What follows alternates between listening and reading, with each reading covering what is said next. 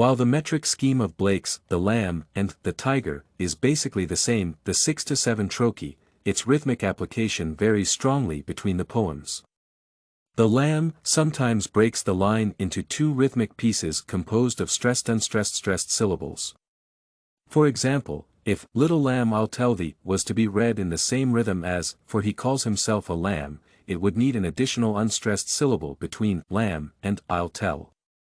Thus, instead of a continuous 6-syllable trochee, the line splits two 3-syllable sections. The Tyger does not break its lines into shorter rhythmical sections. This difference between short rhythmic utterances in the first poem and the long unbroken rhythms of the second signifies the difference between the speakers. Apart from that, the Lamb repeats the very same lines that are broken into shorter rhythmic sections. These are the first two and the last two lines of both stanzas, and the repetition stresses the shortness of the 3-syllable sections into which the lines are divided. Conversely, the Tyger repeats the entire first stanza at the end, and it reads as smoothly as when first introduced. This repetition serves to emphasize patterns of speech, short repeated utterances in the first poem and the long, eloquent passages in the second one. The speaker's voice, thus, is clearly different in the two poems. The speaker in the first one is openly identified as a child, as evident from "I a child and thou a lamb."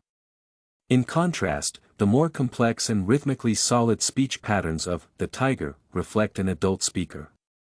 It is particularly noteworthy considering the symbolical meaning of both animals, which represent far-flung aspects of divine creation.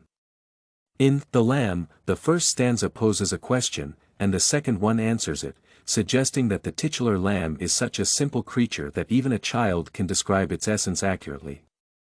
Conversely, Meyer and Miller rightfully point out that The Tyger consists entirely of questions and gives no answers.